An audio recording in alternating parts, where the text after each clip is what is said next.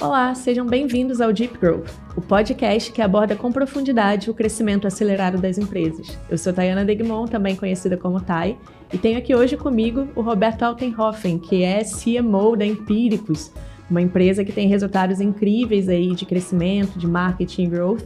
Então, Roberto, é um grande prazer ter você aqui, seja muito bem-vindo. Poxa, o prazer é meu falar com vocês, eu espero que eu esteja à altura. E esse crescimento já foi melhor, mas vamos lidar com isso. Toda vez que a gente fica muito grande é mais difícil, né?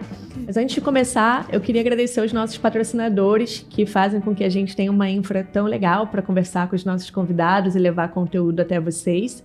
Vou começar pela Caffeine Army, que é dona do Super Coffee.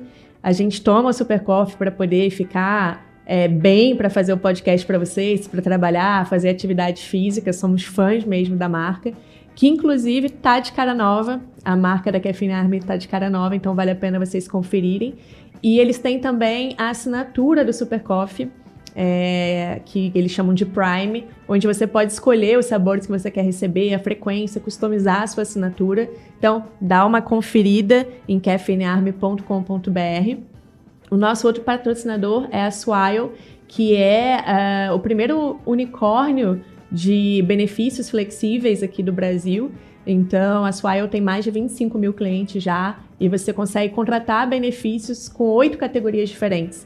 Então, se você é fundador, se você é C-level de alguma empresa ou se você trabalha em alguma empresa e quer ter esses benefícios, acesse swile.com.br para saber mais. E a própria Growth Leaders Academy, né, o GLA, que é meu e do Gabi, do Mineiro, onde você pode aprender Marketing Growth, é um ecossistema completo para você aprender Marketing Growth, subir na carreira. Então, se você quer ter acesso a minutos extras do nosso podcast, a nossos cursos, networking, comunidade, é só entrar em comunidade.growthleaders.academy. Mas vamos lá, Roberto, eu estava super empolgada para conversar com você, porque eu sou fã do trabalho que vocês fazem, eu vejo, assim, para quem está de fora, mas trabalha com isso, a gente consegue perceber algumas nuances ali do que está acontecendo.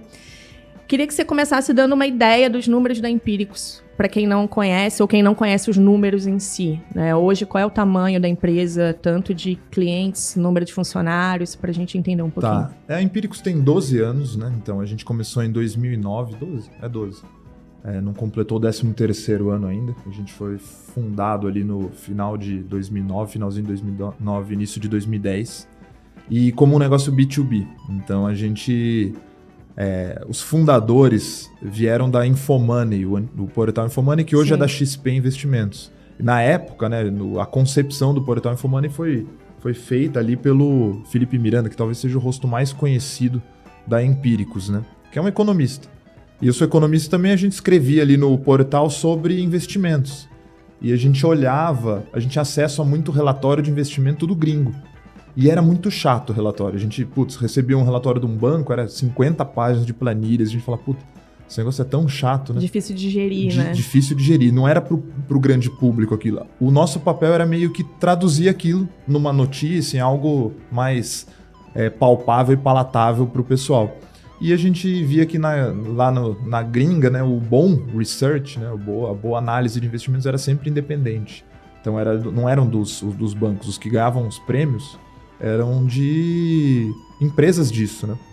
Porque tem uma série de conflitos e nuances envolvidas e a gente falou, qual que é o brasileiro que faz? Não tinha. E vamos fazer. Daí a ideia foi fazer isso e ver se de fato existia um mercado para isso. E a gente percebeu que não. Então depois de uns 2, 3 anos a empresa estava meio que só se pagando, e olhe lá. E mercado de lado muito tempo, mercado ruim. A gente perdia cliente, era uma sangria, poucos clientes, né, B2B. A gente teve que forçar uma migração de negócio. Por falta de alternativa mesmo, eu não romantizar, tivemos a ideia de falar com o varejo. Fomos super estratégicos. Não. Foi assim, ou fecha ou vamos mudar o foco. E a gente começou a falar com o varejo. Então mudou totalmente, copiando o modelo gringo, americano, norte-americano de research e de... Eles se autodenominam business de e-letters, né? A gente teve até um player grande americano como sócio nessa empreitada, com a condição dele de, cara, quero entrar no Brasil, aplica meu modelo, que é para varejo, business de e-letters. Então era e-mail, fazer e-mail marketing, construir lista de e-mail E com o tempo a gente foi desbravando esse negócio e foi caminhando para outros lados, né? Abrindo um pouco mais o leque do marketing digital, principalmente. Então hoje, a Empíricos conversa com o varejo. Então a gente tem 450 mil assinantes pagantes ativos hoje. Então é um público mais topo de funil, eu diria. A gente impacta. É claro que não é o topo do topo de funil, aquele cara que não tem grana. Não, e já são pagantes já são também, pagantes. Né? A gente não chega... Não é tanto do nosso interesse o público que não tem dinheiro ou que tô começando a poupar. A gente busca investidores. Então não é tão topo de funil, mas eu acho que é uma marca interessante, 450 mil assinantes ativos. Por que ela é interessante? O mercado hoje, né? A bolsa hoje no Brasil tem 4 milhões de CPFs cadastrados, né? Não é nem 4 milhões de CPFs que operam. Então... Eu lembro quando bateu 1 milhão. Então, é um número... Quando a gente surgiu era 400 mil, entendeu? Claro que a gente não tinha os 450 mil naquela época, mas se voltar 5 anos atrás, a bolsa tinha 400 mil CPFs cadastrados. Então era um mercado pequeno. E a gente falou, putz, vamos tentar ter escala nesse negócio? Vamos. E foi funcionando. É claro que a gente contou com a ajuda do mercado se desenvolver no Brasil, essas fintechs, essas novas iniciativas que deram popularidade para a coisa, mas a gente também teve um papel nesse negócio, né? A gente tem ciência disso. Hoje a gente conta com, se você dividir só Empíricos, publicadora de conteúdo, a gente tem 350 funcionários, mas a gente tem as novas iniciativas, né? Que hoje a Empíricos passou de uma mera publicadora de conteúdo, um mero research, para a gente tenta ser, né, um one-stop shop. Oferecer a possibilidade do nosso assinante operar ali dentro também. E daí se você somar, com isso a gente criou uma corretora e uma gestora, né, para replicar as recomendações em fundos de investimento e a corretora para operacionalizar essas recomendações que a gente dá na publicadora. E se você somar todo esse escopo aí, são cerca de 750 colaboradores. Então, na Empíricos Publicadora, 450 mil assinantes ativos. Na corretora, hoje a gente tem 130 mil clientes, que é basicamente o que a gente conseguiu tombar. O que tombou de assinante, basicamente, para lá. E na gestora, a gestora replica as carteiras de investimento que a publicadora faz. Então, a gente já tem de dinheiro alocado na gestora 14 bi. Dos clientes. Então, são 14 bilhões de reais. E a gente investe, assim, já entrando, né, no que acho que talvez seja de interesse do pessoal, praticamente só em marketing de performance hoje. Já começando um trabalho de marca mais agora. Até um trabalho reativo, né? Porque sabe que performance, de certa forma, machuca a marca, né? E a gente investe na faixa de 5 milhões por mês, na média. Tá. Tem meses que vai mais, tem meses que a gente segura um pouco a onda, porque é muito no dia a dia. A gente vai sentindo a coisa acontecer e vai ajustando.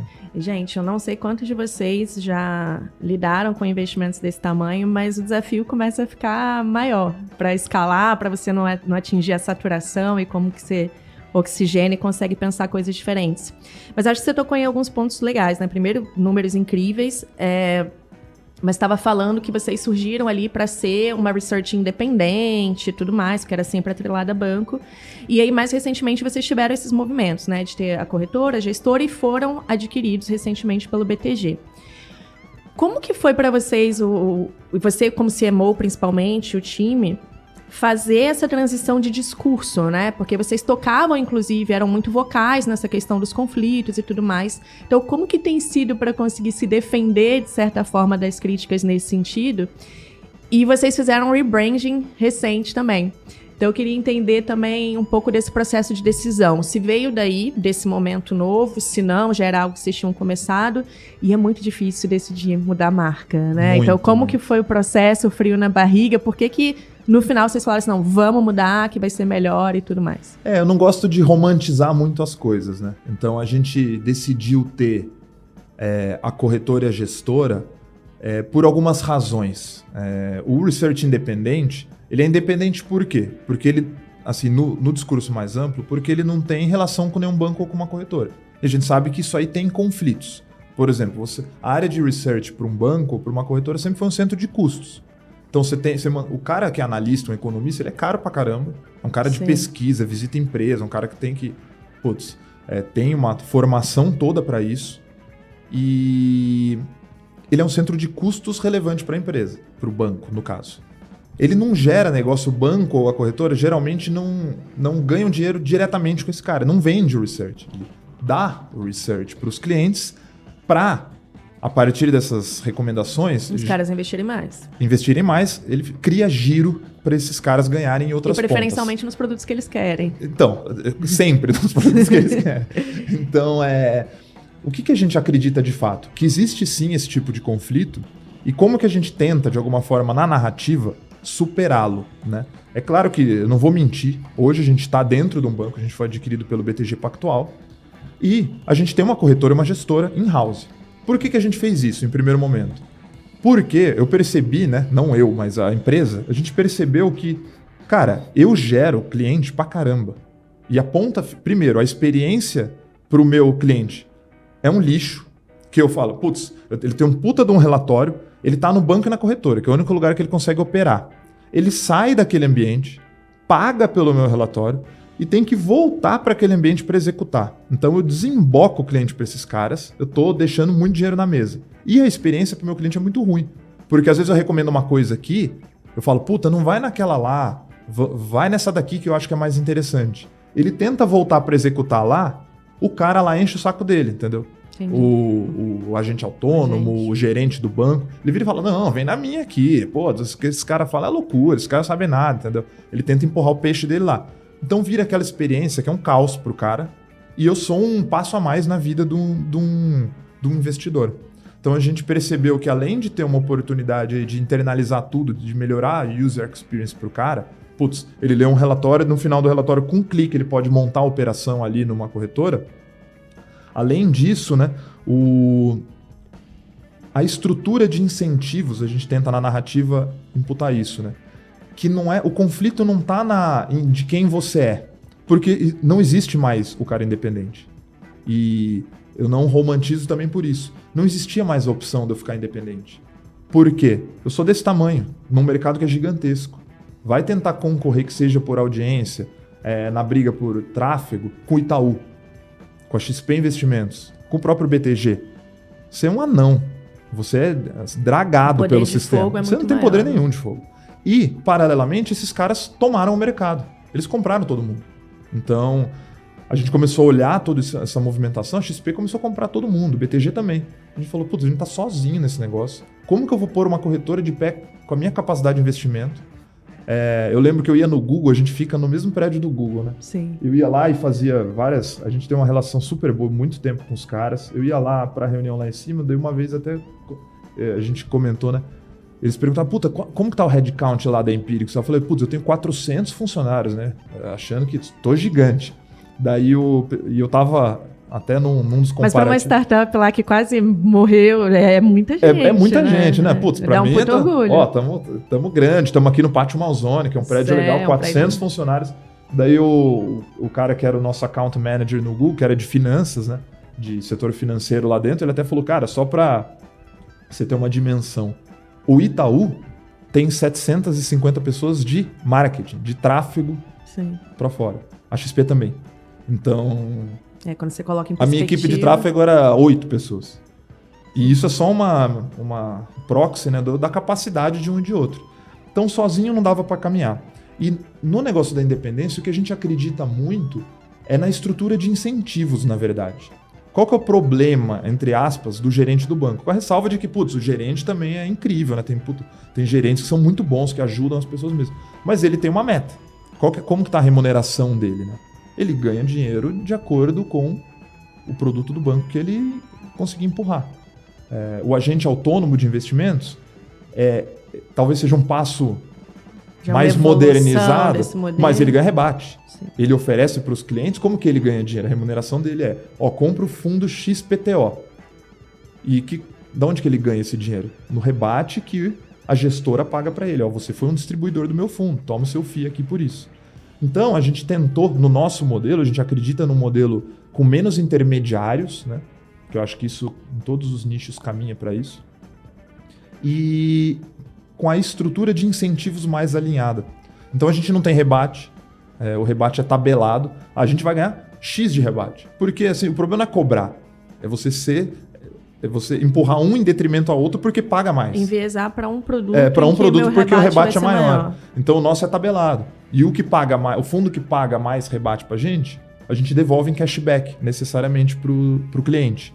Então a gente acredita que está na... E é claro que é difícil, né, emplacar isso, mas eu acho que é uma construção. Na narrativa a gente repetindo e tentando colocar esse tipo de coisa, né? E a marca nova veio para ajudar a resolver isso ou não?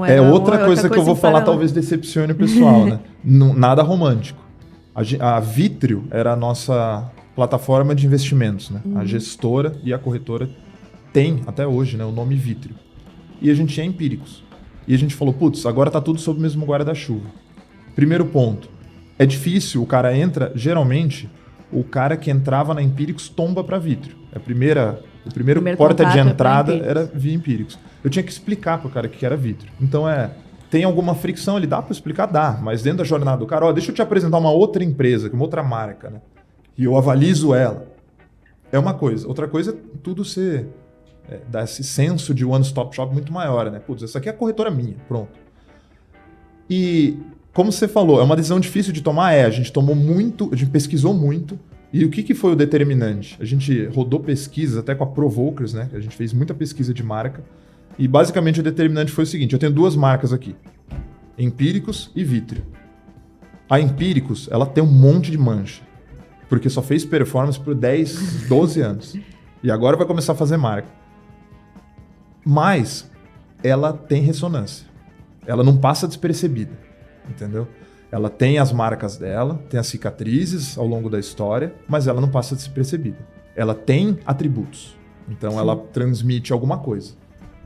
Um pouco de inovação, porque ela foi desbravadora. Coragem, porque peitou banco durante muito tempo, fundos. Então governo. Ela tem algumas coisas coladas nela. E Vitrio é uma marca ilibada. Mas ela é ilibada porque ela é nova. Então é uma página em branco.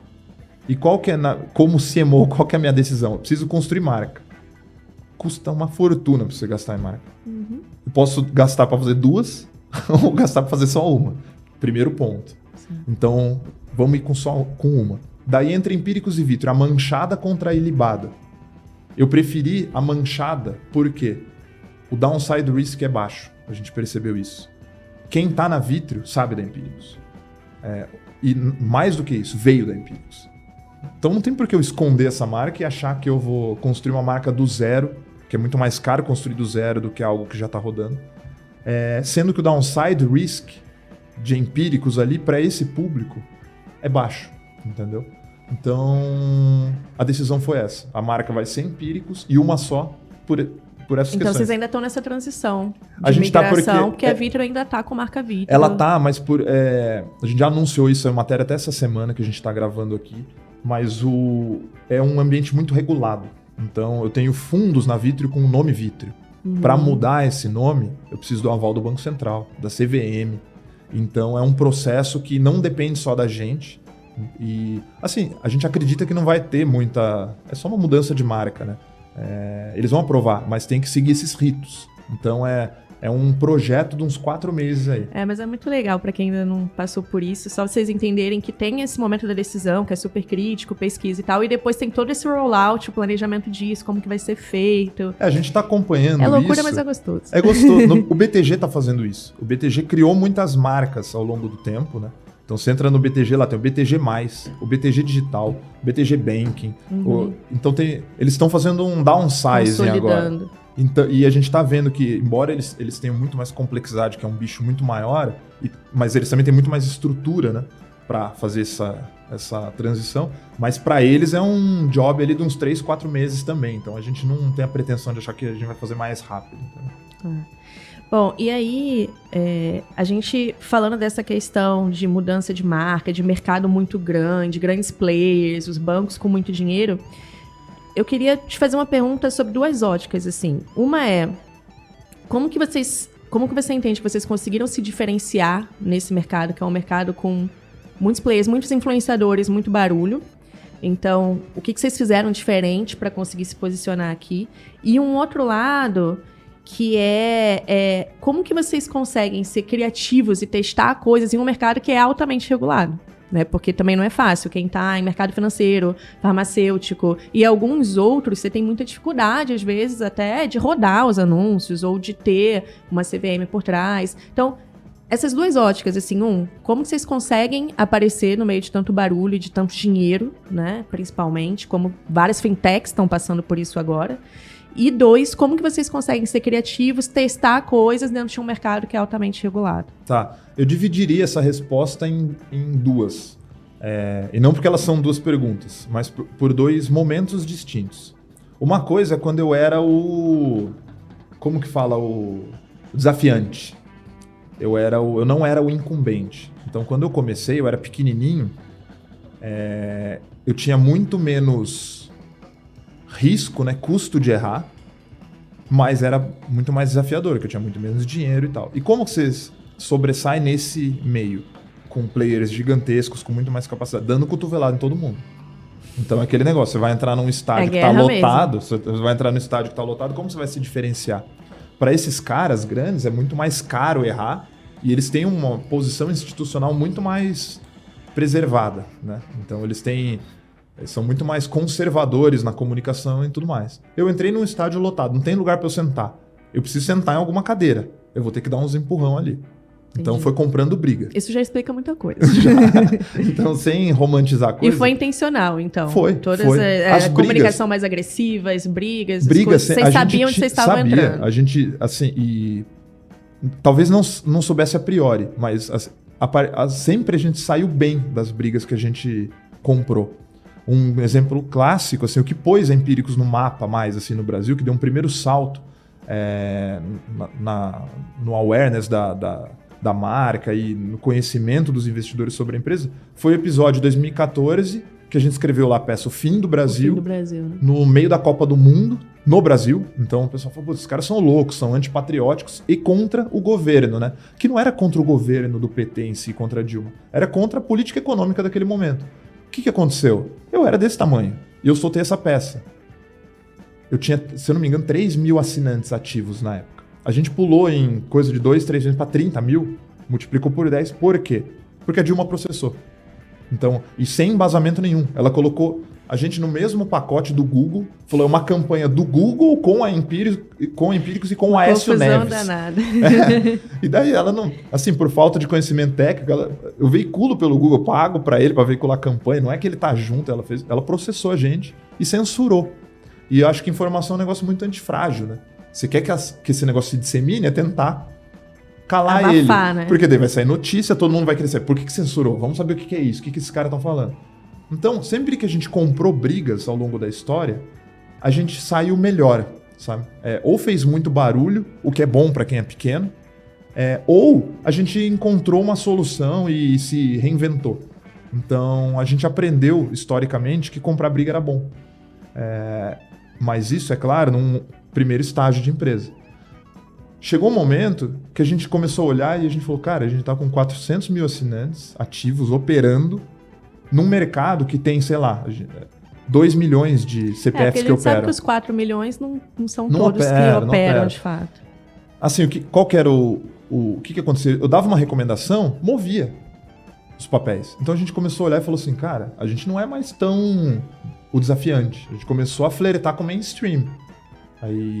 E é claro que com isso, a responsabilidade aumenta de tamanho, errar custa muito mais caro, e a gente daí não é que abafou a comunicação, mas a gente adequou a essa nova realidade. Um player regulado, CVM, Banco Central, tudo passa por compliance, por 1 trilhão de ritos. Antes vocês eram uma publicadora, querendo ou não, agora vocês já têm um lado ali realmente de corretora. Então, é outra responsabilidade também, né? É outro nível de regulação. Então, a gente, não só por isso, mas também porque, cara, a gente virou mainstream, então a gente amadureceu de alguma forma. Eu já sentei na cadeira no estádio. Então, agora, eu já tenho 400 mil assinantes para prestar contas. Antes eu não tinha nada, sabe? Se eu perder tudo, eu construo de novo, entendeu? Então, eu divido em 2 momentos por isso. Porque eu acho que a gente amadureceu muito ao longo do tempo E o desafio desse amadurecimento é você continuar com aqueles atributos de ser corajoso, de falar o que ninguém tem coragem de falar para o investidor, de desafiar, de provocar, ao mesmo tempo que você... sem também dar cotovelada na cara do cara que está do lado. E acho que dentro da empresa, da porta para dentro também, de como que você consegue manter a agilidade, manter essa mentalidade de testar coisas quando o erro já pode custar mais caro. Como você está fazendo isso? O nosso DNA, se você pergunta o que é o DNA Empíricos da porta para dentro, né? O que é o nosso diferencial? Eu acho que é tentativa e erro. A gente é bem, não sei se a palavra certa é humilde, mas nesse sentido de... Eu sou copywriter, às vezes eu escrevo ainda, né? Eu escrevo uma campanha lá de 40 páginas. Eu viro à noite escrevendo 2, 3 dias e eu coloco ela na rua. A beleza do nosso negócio é que é tudo mensurável, assim, com 5 minutos se aquele negócio é bom ou ruim. Primeiro disparo daqui. É matar. Eu percebi que é ruim e um trabalho de 3, 4 dias, uma peça que foi produzida, que parou a empresa para produzir, em 5 minutos dela eu percebi, foi ruim. Não tem preciosismo. E eu tenho um plano B, um plano C, um plano D e toda semana para isso. A gente vai para toda semana. A gente nunca planeja muito. Se perguntar para mim daqui a 3 meses qual que é o planejamento de lançamento, eu não sei. Eu tenho visibilidade 40 dias para frente no máximo. Porque o mercado é muito dinâmico. Então, tem guerra, tem pandemia. Não, melhorou, a bolsa subiu, cripto tá subindo. Uma doideira. É uma doideira. E eu sempre coloco na rua plano A, plano B, plano C, plano D. E a gente nunca perdeu isso, mesmo ganhando tamanho. Eu acho que talvez seja a parte de cultura empresarial e DNA da empresa que a gente conseguiu mais preservar. A gente chama internamente de ditadura do teste, sabe? A gente vai pra rua sabendo de que as coisas podem morrer com 5 minutos. Vocês têm uma cultura de growth por essência já, né? Tem. Ditadura do teste, acho que já diz muito. E uma percepção que eu tenho, assim, estando de fora, é que vocês fazem investimentos muito altos, né? Quando eu vejo ali a frequência, já dá para estimar mais ou menos o que está por trás. E alguns lançamentos são lançamentos que não são caros, né? Primeiro, gente, vamos só colocar em perspectiva, 450 mil assinantes, você falou, né? Se isso é um SaaS, já é uma empresa gigante. E vocês são basicamente isso porque é um modelo ali de recorrência, né? De assinatura. Então, realmente não é um feito trivial. Mas a sensação que eu tenho é que o investimento que vocês fazem não é um investimento tradicional de infoprodutores que buscam se pagar ali já na venda. Porque vocês precisam ter um tempo de relacionamento com esse cliente para trazer esse retorno. Faz sentido? É isso mesmo? Como que vocês olham para as unit economics que vocês têm e planejam esse tipo de coisa? O que você já aprendeu e que você fala assim, não, hoje eu fico confortável de dizer que pra gente vale mais a pena fazer esses investimentos maiores, mesmo sabendo que esse retorno vai vir com o tempo, e que cuidados vocês tomam para ele vir, né? Na verdade, então a gente sempre vai e testa muito pequeno e eu cuido pra gente ter isso, ideias criativas, que ainda resgatem um pouco dessa essência da empresa, de ser provocadora, de ser corajosa, de falar o que ninguém tem coragem de falar e de tocar de alguma forma emocionalmente as pessoas, porque a gente, queira ou não, falou com o varejo antes que todo mundo. A gente é um first mover, e isso tem méritos um pouco internos, mas mais do que isso tem benefícios, né? De você se estabelecer antes. Agora todo mundo começou a fazer, depois da gente já estar mais estabilizado no mercado, começaram a surgir muitas iniciativas que replicam o nosso negócio ou têm relação com o que a gente faz. Mas a gente já estava de alguma forma posicionado, isso nos dá uma baita vantagem. Mas como cultura, eu zelo por isso. A gente tem muito cavalo correndo a mesma corrida, sabe? E o investimento é alto enquanto ele se paga. É sempre assim. E quem escala é o campo. Nunca é o técnico, puta, esse cavalo aqui corre melhor que os outros, vamos pôr todo o dinheiro. Dificilmente você vai ver um lançamento grande ex-ante nosso. Ele vai ganhando tração ao longo do tempo. E mesmo quando eu não cobro já por ele não dá ROI, ele já não se paga, que eu estou construindo uma massa crítica para depois vender, eu estou medindo 1 trilhão de coisas para ter alguma evidência que depois esse cara vai monetizar. E eu acho que isso é uma... Assim, se eu olhar em retrospectiva, acho que a grande questão aqui, né? A Empíricos tem muita cicatriz, a marca, tem um volume de investimentos, grande frequência, é ruim nesse sentido. Você queima muito, puta, cansei de ver esse cara no YouTube, sabe? Por que a gente faz isso? 1, porque dá grana. E 2, porque a gente é marketing de performance, em 12 anos só foi isso. Sim. Se comparar com o Nubank, por exemplo, o Nubank construiu uma marca incrível. Mas por que ele conseguiu construir marca? Porque ele fez 8 anos de prejuízo. Eu nunca tive isso. E você não teve esse luxo, Eu nunca tive bolso de ninguém a gente sempre teve que se pagar. Então, agora, beleza, eu tenho o BTG ali junto, mas ainda é um negócio totalmente aparetado. Eu tenho meta própria e eu pago minhas contas. Eu não tenho linha de crédito, nada dinheiro do BTG que eu rodo, entendeu? Então, é o modelo mais bonito a se fazer? Não. Mas talvez seja o único. E assim, é curioso porque eu já vi algumas pessoas falarem sobre isso da Empíricos, e eu uso a Empíricos como exemplo, às vezes, quando eu vou dar aula, curso de uma forma positiva, porque para mim é claro, é explícito que funciona. Uhum. E aí é muito mais isso, né? O que funciona versus o que você gostaria que fosse e tal. Mas sendo de uma empresa que é bootstrapped, que, cara, não tem opção. É isso e faz muito sentido. E acho que agora vocês também têm tamanho para começar a olhar para isso de uma forma diferente, mas sem perder ali, não tem jeito, resultado. E uma outra coisa que me vem à cabeça, Roberto, é que eu vejo que vocês vêm mudando o modelo de negócio. Então, você falou da gestora, da corretora, mas tem um lado também, até dentro da vertente de conteúdo, que tinham ali os relatórios, né, que continuam. Aí vocês têm alguns cursos, né, tipo curso de, sei lá, investimento em leilões, cursos, né, que às vezes até com terceiros que não são da equipe. E aí, mais recente, vocês passaram a vender também os MBAs. Você é CMO, primeiro, de todas essas empresas, ou você está na Empíricos, ou você olha também Vitro, etc. E o que muda de adaptação nas estratégias que vocês usam e até no tático ali dos lançamentos para esses diferentes produtos? Tem muita, assim, eu não gosto da palavra, mas tem muita sinergia entre todos que a gente lançou até hoje. O que a gente percebeu com o tempo, eu estou em todas, eu que olho tanto para a gestora, para a corretora, para a publicadora, para o educacional, que são os MBAs e tal. Então eu toco como um todo ali o negócio, então eu estou no campo de batalha para todas elas.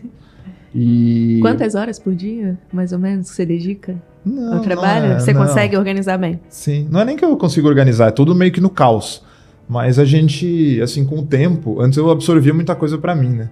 Eu acho que a mudança, né, principal de tamanho da empresa e de posição, né? Antes era um negócio meio amador, hoje já é mais profissional. É conseguir delegar e ter processos para coisa, time mais sênior, né? A coisa rodar sozinha. Mas para essas vertentes, elas surgiram por necessidade e subalocação. Então, se você para pensar, se você olha para o mercado digital no Brasil hoje, infoprodutores, por exemplo, eu não tenho conhecimento, pode até existir, mas eu não tenho conhecimento de outro player que tem tudo in-house. Então eu tenho desde o e-commerce, o pessoal que usa Monetize, Hotmart, esse tipo de coisa para vender. Eu tenho e-commerce próprio, entendeu? Eu tenho área logada própria, plataforma, eu tenho BI, eu tenho tráfego, eu tenho copy, eu tenho atendimento, eu tenho telesales, que é o cara que vende aqui. Eu tenho tudo ali dentro. E a gente montou essa estrutura que basicamente pode atender muita coisa para atender um cliente, que é a publicadora, a Empíricos publicadora, as assinaturas. Embora tenha muita assinatura, são 24 produtos diferentes na Empíricos, era uma estrutura que estava subutilizada. Como a gente faz muita tentativa e erro, eu tenho 4 campanhas por semana diferentes novas, a gente percebeu que, eu ter 5 ou eu ter 6 é plugar uma ou outra a mais. Mais coisa aqui. Então a gente falou, cara, queira ou não, tem 2 empresas aqui. E a estrutura a linha de produção ali que faz a coisa acontecer, desde os estúdios até o e-commerce, ela suporta mais. Entendi. Então, com o tempo a gente consegue ser mais assertivo um pouco na Empíricos. Antes eu tinha plano A, plano B, plano C, plano D e plano E por semana. Agora eu já consigo, com a experiência do tempo, ter plano A, B e C, vai. E isso abriu o campo para a gente poder aproveitar essa estrutura para outras iniciativas também. Daí surgiram os MBAs, e o primeiro MBA que surgiu, analista de ações, é formar a gente para trabalhar até para a gente ou no mercado. E assim, já tem tudo ali dentro, sabe? Por que eu não vou fazer? É uma adaptação de narrativa? É um outro estágio, outra etapa do funil que esse cara tá. Esse cara quer trabalhar com viver disso. Mas assim, pra gente, só muda no estratégico do lançamento, na execução é a mesma. E basicamente a gente começou a gente fez essa estrutura toda para atender Empíricos e só depois percebeu que estava de alguma forma subutilizada e que dava para fazer mais coisa. Então, eu acho que também não tem romantismo aí, sabe? Vamos usar, mas dá para vender esse negócio? Dá. O pessoal, o nosso público quer. É isso que eu ia perguntar, porque o outro MBA acho que é de marketing, né? A gente tem o de marketing também. E aí, então, bate muito com o que você acabou de falar, que vocês acabaram tendo uma segunda empresa ali dentro, que era essa empresa mais de produção de conteúdo, máquina de vendas e tudo mais, e os 2 MBAs que vocês lançaram primeiro, pode ser que venham, que surjam outros, mas são justamente dessas 2 frentes, né? Um da frente investimento e outro da frente marketing, que ganhou uma relevância tão grande para vocês são tão referência hoje que isso virou também benchmark para o mercado e as pessoas querem aprender com vocês, né? Já tinha o curso de copy super relevante. Eu acho que a gente... talvez uma coisa que eu nunca tinha pensado, mas assim, se eu olhar a trajetória, né? Eu sou economista, eu era analista de ações, a gente não tinha departamento de vendas e não existia marketing pra gente, era um B2B que vendia, no relacionamento, sabe? Tal cara tem uma asset, um family office ou uma corretora e precisa terceirizar, precisa ter um analista porque tem que ter credencial e tal. Vou terceirizar. Eu não tinha nada disso. Ao longo da jornada, o legal é que a gente era não sei nada disso de marketing para varejo, tanto que eu precisei ter um player gringo que comprasse uma participação na empresa para rigorosamente, na verdade, para a gente aprender o modelo de negócio. Eu lembro até uma discussão que a gente teve na época, os caras queriam pagar tanto, a gente achava que valia um pouco mais e tal, e teve um dos sócios nossos lá, o Rodolfo, que é o CFO da empresa hoje, que ele virou e falou assim, cara, quer saber? Nosso negócio não para de pé no B2B. E os caras são bons nesse outro meio aqui, em fazer esse marketing de resposta direta nos Estados Unidos. Os caras são a maior referência nisso. Eu topo vender por 0. Se ele colocar um dinheirinho ainda, um tanto melhora, sabe? Eu lembro até hoje disso porque a gente era 0 nisso. E acho que o que a gente mais conseguiu evoluir, talvez, nesse lado da empresa, é que a gente foi de um cara do 0 para um cara que, como você falou, tem alguma referência nisso. Foi uma referência muito emprestada dos gringos, muito de first mover, então a gente se posicionou enquanto ninguém estava fazendo, principalmente no setor financeiro. E a gente, assim, talvez o mérito seja ser flexível e maleável, porque beleza, o modelo de negócio dos gringos funciona pra caramba, só que o pessoal chama o marketing da Empíricos de agressivo aqui, eles não viram nada, entendeu? É outro bicho lá fora. E a gente adaptou muito esse negócio pra realidade brasileira. Então, queira ou não, criando calo ali, e fazendo, a gente conseguiu, de certa forma, hoje ser uma referência em algo que a gente começou sendo o problema da história, entendeu? Legal. E, Roberto, conta um pouco pra gente como que vocês estruturaram a área de dados e de BI para atender essas demandas, né? Você estava comentando que vocês fazem tudo muito rápido, né? Vocês ali têm 2, 3, 4 ideias de como fazer aquele lançamento, enfim, ter aquele resultado. E vocês vão rodando pequeno até chegarem à conclusão e escalar isso. Mas na prática, para fazer isso não é tão simples e muitas empresas ainda não têm uma estrutura adequada nesse sentido. Vocês já começaram tendo? Quais foram as dores para chegar onde está? Qual que é o estado atual? Porque eu acho legal falar disso, que é uma das falhas que eu vejo muito, né? Que às vezes as empresas não investem o suficiente nisso, não entendem a importância, e aí quando precisa, o negócio para resolver já está super problemático. Assim, a gente falou aqui, né, de 2 empresas, a empresa de finanças, que produz os conteúdos de investimentos e tal, e a empresa de marketing, que faz rodar. Mas se eu fosse escolher o principal mérito nosso hoje, o que da Empíricos é o melhor? Eu diria que é BI. Diria que é acesso a dados e velocidade nisso. Mas, eu vou ser bem sincero aqui também, foi o que a gente mais demorou para conseguir. A gente apanhou nesse negócio por anos. Imagino. E como que a gente consertou? Com pessoas. Então não foi nenhum sistema, nada. A gente foi, assim, trocando de equipe e tentando acertar, até que a gente conseguiu encontrar um modelo que funcionasse pra gente, com profissionais com alguma experiência de fora, que a gente gastou para trazer, mas que ele chegou lá, era um bicho totalmente distinto. Então ele teve que ir aprendendo o negócio. Eu vou te falar que a gente conseguiu acertar a BI lá para 2017 e 2018. E a gente sabia da importância disso, investia pesado nisso e nunca conseguiu até ali. O que foi esse pulo do gato foi time. Então foi conseguir apostar num time que funcionava e que tinha humildade para, olhando agora em retrospectiva, os que não deram certo, eles vinham com muita bagagem, querendo aplicar algo já meio que pré-definido na nossa empresa. E o que a gente acertou com o profissional que toca hoje a área, que é o Alex, que é um monstro, Alex Rizatomi. Cara, veio super gabaritado, experiência em empresas grandes, de setor financeiro, o cara veio de Santander, na bagagem, mas com humildade para... Eu não vou chegar aqui e impor nada na empresa, eu vou entender primeiro o que é esse bicho e daí moldar um BI que funcione para ele. E hoje é o principal mérito porque eu acho que assim, o digital, a beleza do digital, ele te permite errar barato e só apostar grande em algo que está sendo rentável quando você tem acesso a dados. E o principal da coisa é que hoje o Alex ele conseguiu azeitar o negócio de um jeito que funciona sozinho. Então a gente tem dash, report de tudo, real time. É claro que tem um outro trabalho, com o tempo a gente eliminou muito dado da eu ia conta. te perguntar quais características esse BI tem que permite, porque senão vira uma massa de dados e você não consegue tomar decisão nenhuma em cima. Então, não existe um mundo ideal. Eu acho que a gente tinha uma massa muito grande de coisa que era inútil. E a gente foi...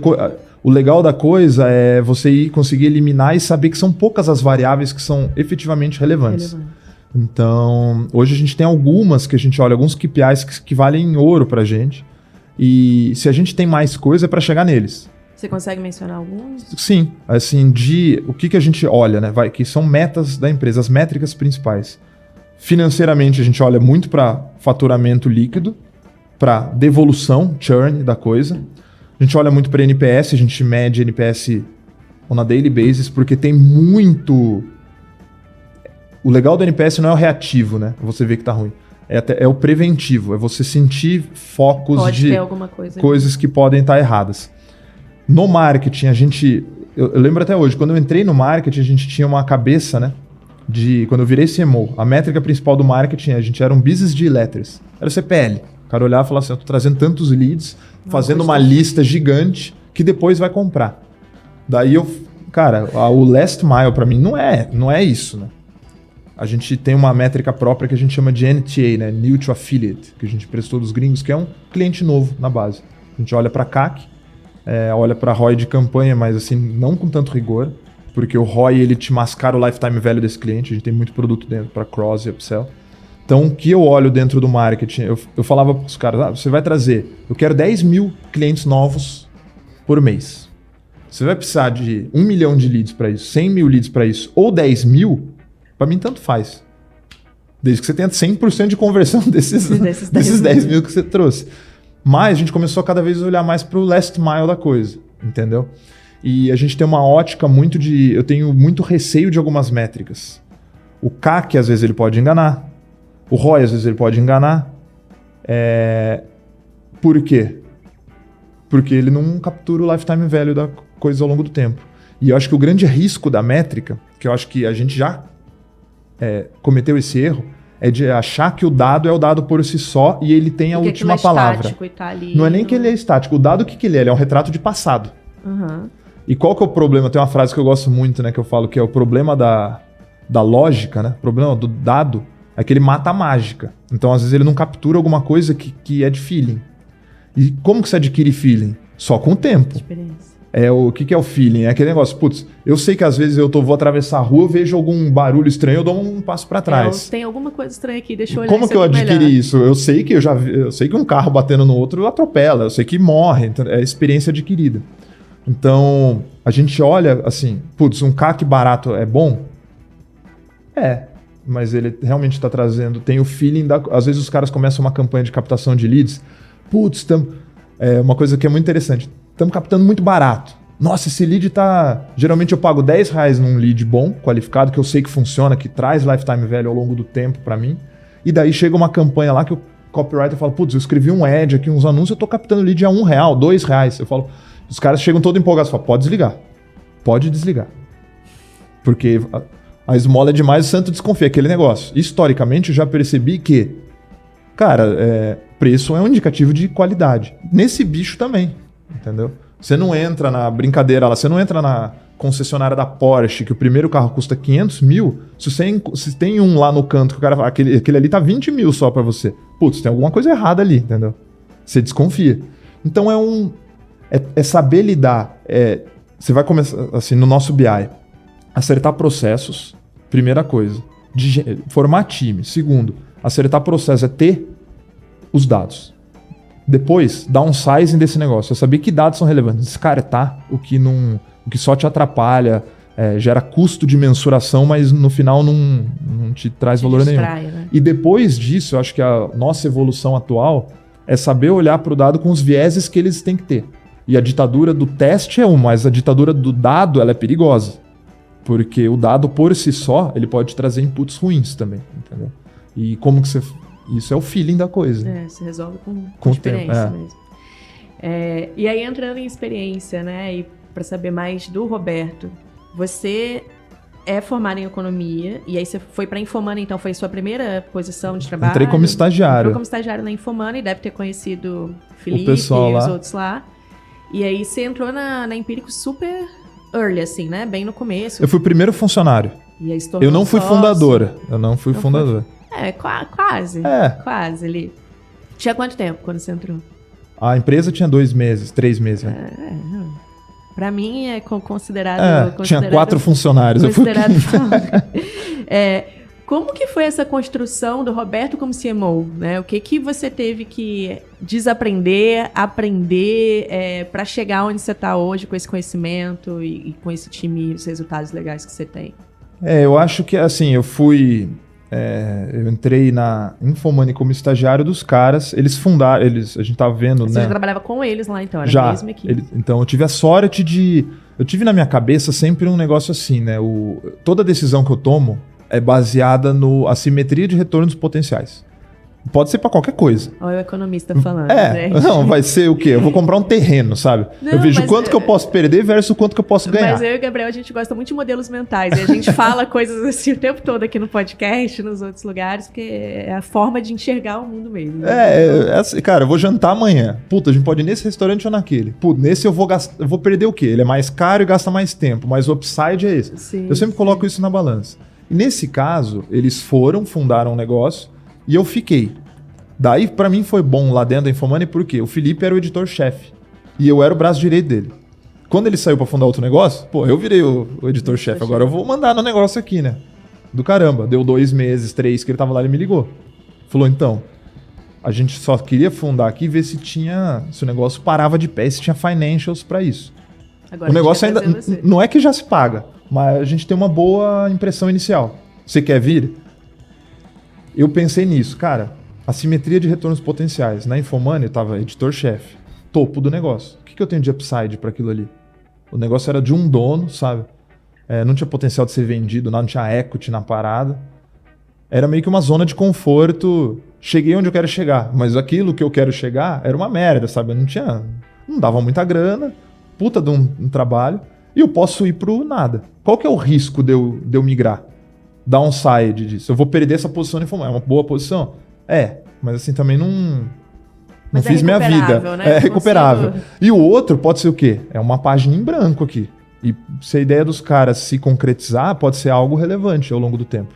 E eu fui muito comprado tô comprando a cabeça dos caras. Eles são muito inteligentes, são as pessoas mais inteligentes que eu já vi. Eu quero estar onde esses caras estão. Eu vou como uma rêmora ali. Porque esse cara vai pensando, eu vou meio que surfando junto, entendeu? Então foi com essa cabeça. Adaptação ao longo do tempo, eu fui você foi como analista? Fui como analista de investimentos. Eu visitava empresa e escrevia relatório. Compre ou não compre a ação. O que mudou nesse negócio? Eu tinha o texto mais leve dentre os a gente tinha 3 analistas. Era o Felipe, o Rodolfo e eu. Que eram os 2 fundadores e eu. Sim. Eu tinha um texto um pouco mais leve que o deles. Eles eram analistas mais técnicos, mais parrudos, assim, com muito mais bagagem que eu. Só que eu tinha uma escrita que eu acho que era mais maleável. E daí, quando os gringos entraram no negócio, falaram que tinha um negócio de copywriting, de marketing, que precisava aprender, tinha que alguém viajar para lá para aprender as coisas. Eles pensaram, puta, vai você. O que é o mérito, talvez, nesse negócio? É adaptação, sabe? É se posicionar de alguma forma como ter ciência que você não sabe nada, sabe? Ter estado aberto a aprender, a pegar essa oportunidade. Humildade, de novo, né? De deixa eu ir, então, aqui ver um negócio que eu nunca ouvi falar. Assim, eu vou aprender muita coisa, mas a teoria e a prática são 2 mundos distintos. É também saber que talvez o outro processo que eu tenha incorporado ao longo do tempo eu só vou saber esse negócio de fato se eu colocar na rua e rodar. E o meu mérito, talvez, nesse negócio de marketing digital, assim, eu comecei antes de todo mundo, assim, pelo menos nesse bicho que do jeito que a gente faz hoje com copyright, com marketing de performance, com esses funis de conversão e tal, principalmente para infoprodutos. E esse negócio eu fiz mais do que todo mundo, isso eu posso afirmar, sabe? Eu não sou melhor, mas ninguém fez tanto quanto eu fiz. Nossa, eu rodei muita campanha. Eu sentei e escrevi muito, sabe? Isso é legal na relação com o time, né? Porque, assim, você sabe fazer o que eles estão fazendo. Então, é diferente de alguém que chega ali na posição e só... Assim, a transição para CMO, ela foi um pouco natural em posição. Ninguém olhava para marketing e eu meio que rodava as campanhas lá porque ninguém mais sabia fazer. Então, não foi assim, eu fui preparado para isso. Não. Eu continuo sendo um economista e às vezes eu entro em debates de marketing que eu tenho vergonha. Eu falo assim, putz, os caras começam a falar uns termos que eu não sei, sabe? Que eu não sei do que esse cara tá falando. A minha experiência é prática. Na transição para CMO, assim, de o que diferenciaria, de uma posição de quem roda marketing para uma posição mais... o que eu acho que diferenciou ao longo do tempo? Acho que os skills principais que eu aprendi, ou estou tentando aprender, são... Acho que o senso de ownership é algo que eu destacaria. Que é aquele negócio de, cara, eu acho que para tudo tem que ter um dono a coisa. E não que eu vou ser o dono de tudo. É eu ter a capacidade de entender processos funcionam e pessoas podem fazer, tem as suas abordagens também. No começo, é claro que sempre como eu era um técnico também, eu botava a mão em campanha, eu sempre vou achar o que eu faço melhor. Porque é meu. Mas não necessariamente é o melhor. E eu começar a conseguir delegar, a ir pra rua sem pôr a mão. E dar asa para essas pessoas ter ownership das coisas, isso é seu. Então eu vou te cobrar por isso. Você vai estar alinhado pra caramba no upside, se der certo você vai ganhar dinheiro, vai ser reconhecido, vai ser do caralho. Mas se der errado eu tenho alguém para cobrar em cada coisa, sabe? Uhum. Então é atribuir responsabilidade para as pessoas, acho que esse senso de ownership e time desse negócio foi muito do... Você falou até, acho que o gancho. Eu sempre fui um líder, se eu fosse pensar assim como um líder de um time, técnico. Eu era uma referência técnica para os caras, porque eu fiz mais do que todo mundo ali. O cara entra para ser um copywriter do meu time, assim, eu tenho muito mais hora de voo do que qualquer um ali. Uhum. Então isso é uma referência técnica. Mas, é bom, mas por si só talvez não seja. Eu aprendi com o tempo, a minha principal falha, a gente fazia feedbacks, da turma e aquelas análises 360 eu era ruim na relação interpessoal. Eu cuidava pouco do time, com essa cabeça de, cara, tudo é mensurável, é dado e ownership. Ah, você fez uma campanha, foi uma merda, desculpa, você não vai ganhar grana, apaga isso, vai pra próxima e não vou ficar discutindo aqui se você tava mal em casa, se você não teve tanto tempo. Eu nunca pensava tanto nisso. E talvez a principal coisa que eu tive que agregar na minha... Tô tentando, né? Nessa minha formação como líder, como CMO, também olhar para esse lado da galera, porque eu sei que na próxima, eu sou assim, eu consigo, mérito próprio, apagar o que foi ruim e criar uma parede aqui e ir para a próxima, mas não é todo mundo que funciona igual. E não é todo mundo que funciona no meu caos, então é agregar um pouco desses skills, não só na formação do time, mas na condução deles, de entender que pessoas são boas de jeitos diferentes, entendeu? Então acho que esse é o Entendo bem. E aí desafio. A forma de lidar com elas, de se relacionar, precisa ser diferente também. Nem já tive esse feedback. Sigo trabalhando nele. E aí a gente entrou aqui um pouquinho em pessoas, né? Por curiosidade, qual que é o tamanho do time de marketing hoje? Como que você divide as diferentes áreas? Mais ou menos quantas pessoas tem em cada uma? Se a gente chama marketing, o que eu posso colocar como marketing, o que você cuida, né? Porque às vezes você tem até mais coisa abaixo que tradicionalmente não seria marketing. Assim, o que eu chamaria de marketing, o que é a estrutura da equipe, O marketing, eu gosto de... Assim, o KPI que eu peço para ser cobrado lá em Empíricos é novos assinantes para casa, eu adquiro novos assinantes. E receita. E monetizo eles. Então esse é o meu papel ali dentro. O que está envolvido nisso? O que eu preciso para isso? Então a gente tem a produção, né? Que é a parte audiovisual da coisa, que tem um papel fundamental nas nossas campanhas. Então eu gosto de ter uma ótica sobre isso. Então tem o time de gravação, edição de vídeos e tudo mais. E é o mesmo time que cria os conteúdos para quem é assinante? Não. É outro time? Não, outro time. Tem o interno, né? E tem é o mesmo time que executa, que grava e edita. Mas na parte interna é outro... a demanda é de outra pessoa. É do editorial. Planejamento. É do editorial. O meu é para a parte de lançamentos e campanhas, aquisição de clientes. Quantas pessoas aí? No audiovisual a gente tem umas 15 hoje. Daí eu tenho o que a gente chama de marketing internamente, é o marketing externo, que é o cara que pilota campanhas. Então são os caras que compram tráfego e audiências. Gestores de tráfego e tudo mais, eu tenho mais uns 15. Eu tenho a parte de social, a galera que faz uma aquisição de clientes mais orgânica, eu diria, ele que cuida dos nossos canais, que são umas 10 pessoas hoje. E eles cuidam dos canais também, eu ia falar dos influenciadores, né? Mas dos analistas e tudo mais, tipo do seu. A gente é muito personificado, né? Você não vê a marca Empíricos, eu não vendo a Cine Empíricos. Eu vendo um produto muito personificado na pessoa. Então a gente cria uma relação com um expert, né? Um guru, no caso um Felipe Miranda, por exemplo, que é um cara que aparece e vende ele, né? É claro que empacotado num produto dele, mas assim, você tá comprando a cabeça daquele cara.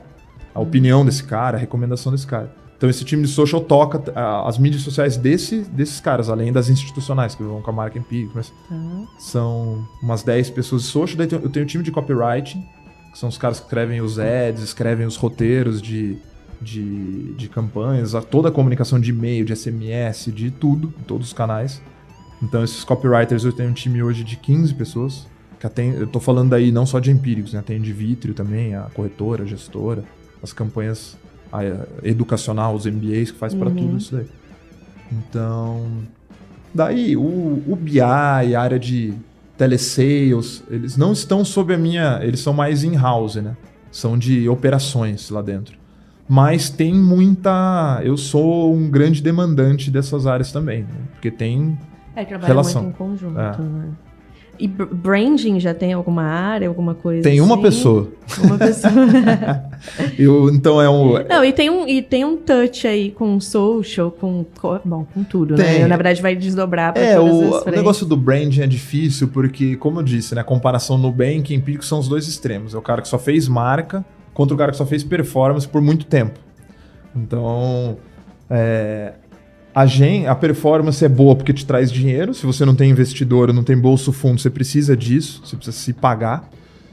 Mas ela cria manchas. Por quê? Frequência pra caramba. É sempre um call to action na cara do cara. Então, a gente tem hoje uma primeira iniciativa de marca. A gente começou há cerca de 6 meses atrás, que a gente pensou numa estrutura de marca e começou a rodar. Até contratou garoto propaganda. Foi, no caso, uma campanha que a gente não rodou tanto, que foi com o Dan Stubach, o ator. A gente começou a fazer, mas já teve que segurar. Por quê? Porque agora vai ter esse rebrand todo. Entendi. E a campanha era muito focada na publicadora, em aí Empíricos. não fazia sentido investir essa grana. Então a gente segurou porque, tendo toda essa aprovação, agora a gente vai começar a construir uma marca one-stop shop, tentar explicar, construir essa narrativa de o que a gente tem de atributos, o que você vai ver aqui que você não vai ver em outros lugares. Então a gente hoje não tem nenhuma campanha de branding rodando. Eu já estou estruturando. Inclusive eu tenho hoje já um almoço, né? Depois daqui, que é sobre isso. Gente, novidades, hein? Novidades. E a gente, assim, já teve agência para fazer marca, já trabalhou com 3 agências de publicidade distintas. A gente tem humildade de saber que no marketing de performance a gente manda, de certa forma, funciona. Né? Eu não vou falar que manda bem, mas funciona. Mas é um bicho diferente. Eu já tentei rodar com o meu marketing interno, campanha de marca, os caras, aquele negócio. Puta, chegou o resultado do BI, o cara já subiu uma campanha de brand que meia hora depois eles já vieram com o report e falou, não tá funcionando, vamos desligar. Esse bicho é diferente, é uma dinâmica distinta, entendeu? Então é difícil rodar. A gente já trabalhou com 3 agências, mas a gente vai tentar apostar, em primeiro momento, na gente. Então a gente Igual vocês acabaram fazendo com o BI ali, com o tempo. A gente vai tentar construir in-house, porque a gente tem algumas coisas. Tem um audiovisual nosso que a gente gosta.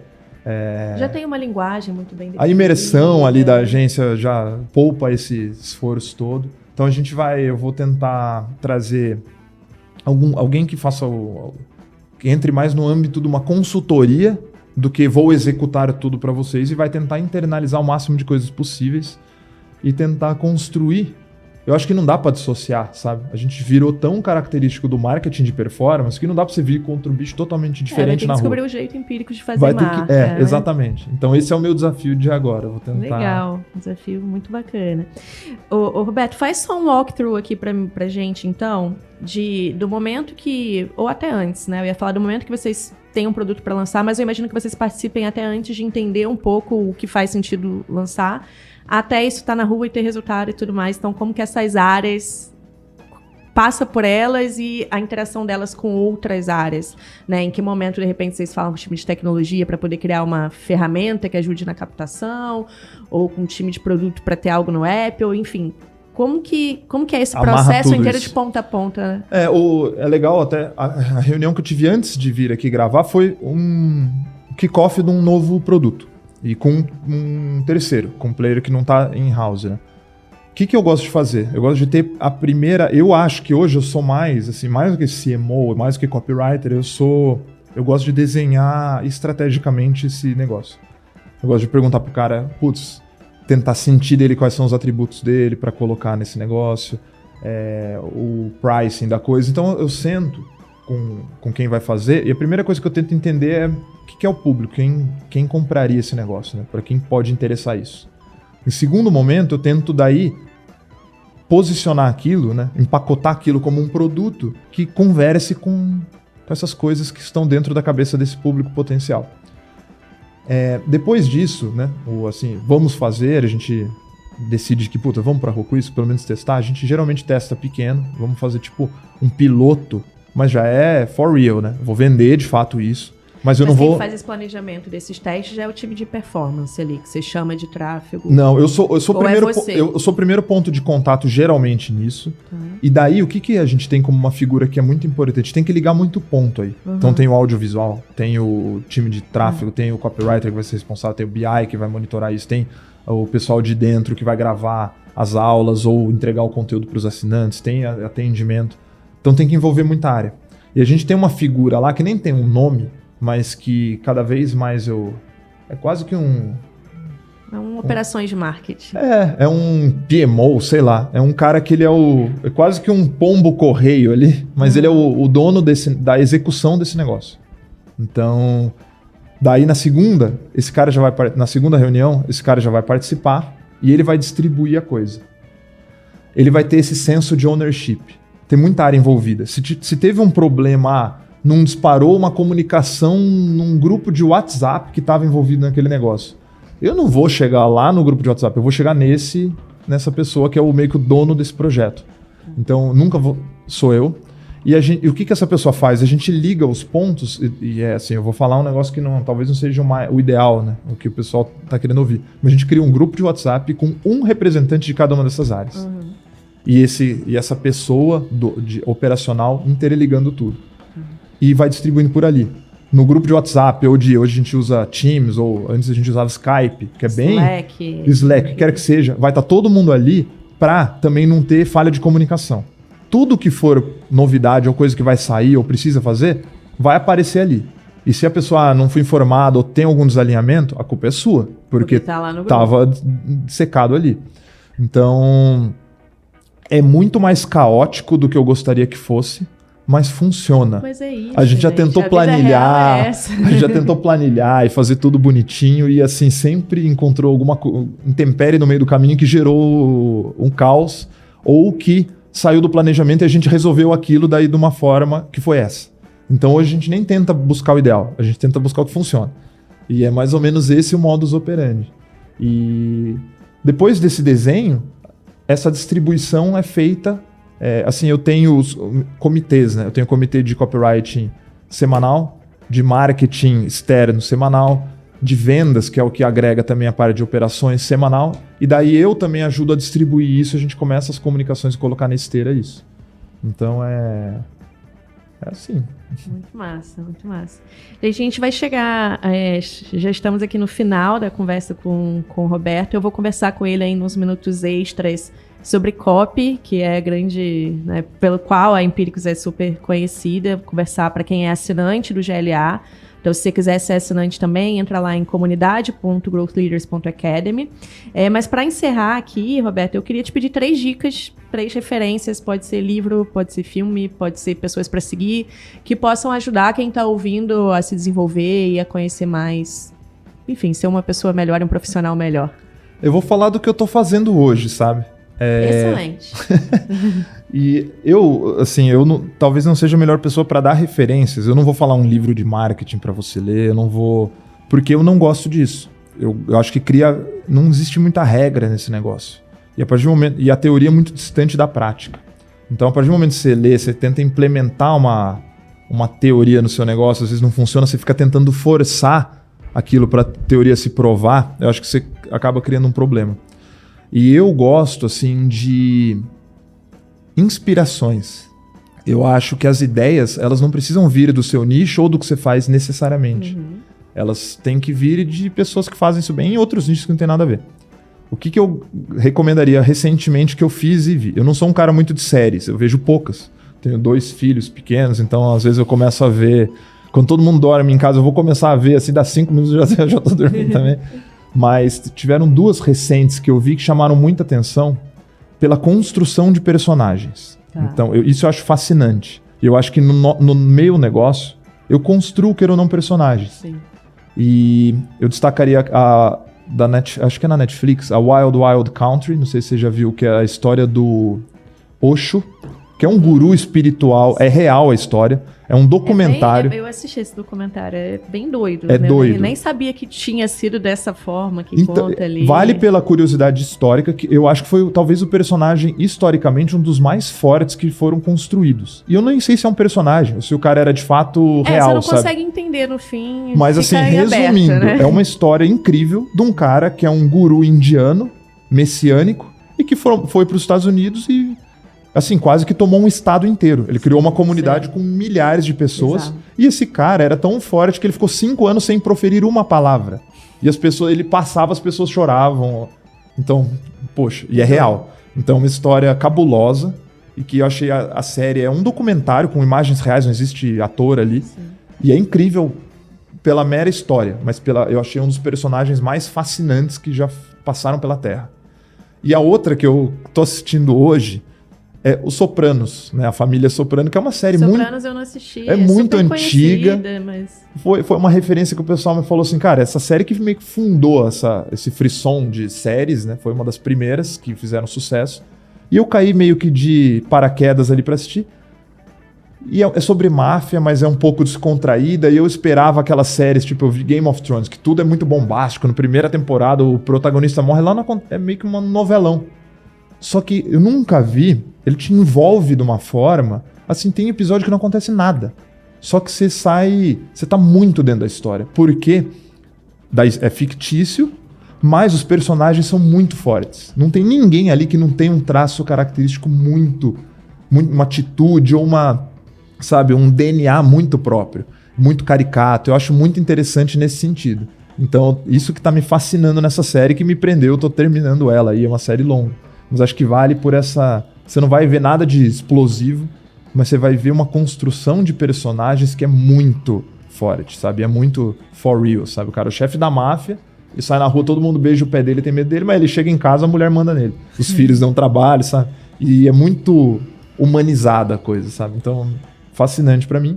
O que eu tô lendo hoje, já há muito tempo, é A Revolta de Atlas, que é um livro... um pouco sobre... É difícil, é um romance, né?